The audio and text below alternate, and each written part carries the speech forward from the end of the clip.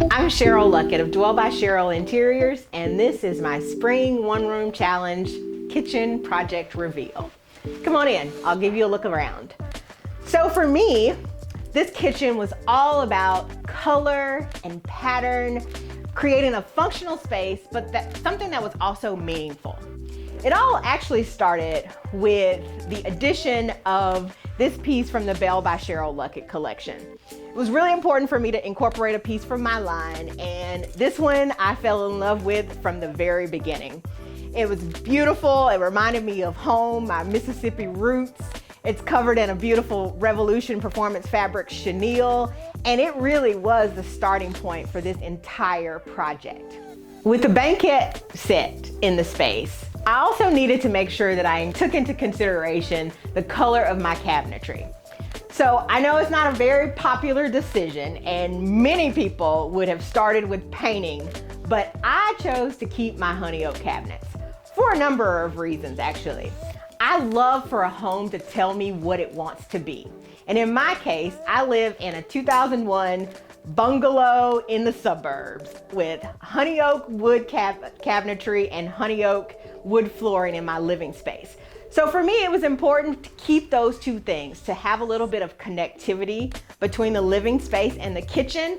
And so instead of blowing it up, I chose to work with it.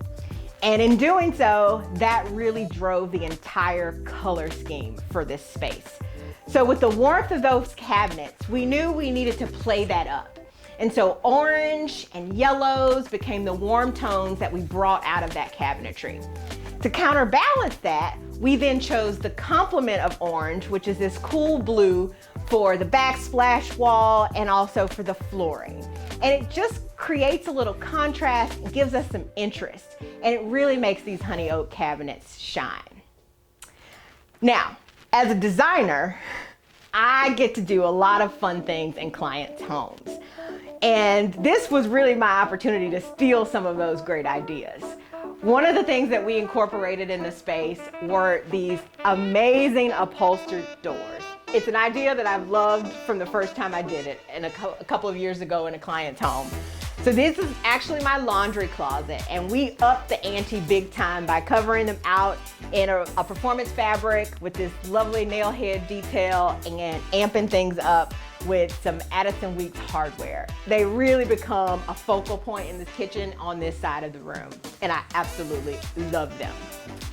In addition to making the space beautiful, I also needed it to be functional. And so this is not an open concept kitchen, and I actually like to cook and watch TV, football particularly on Sunday. So we had this cabinet made that houses my TV, and now I'm able to watch the game and make my steaks on Sunday. The kitchen houses my back entrance, and this is where I enter my home. What I didn't have was a landing spot, and so we took advantage of this small little corner to really add some function to the space. So here I have a place to drop my keys, my sunglasses. I've got a wonderful cabinet here that houses my gardening boots and flip-flops and yoga mat. So it makes it super convenient as I'm coming in and leaving the home. Added a little personality because this space is a little disconnected from the rest of the kitchen, with a wallpaper and a graphic print, wonderful artwork, a mirror to check myself on the way out, and of course, gotta have lighting.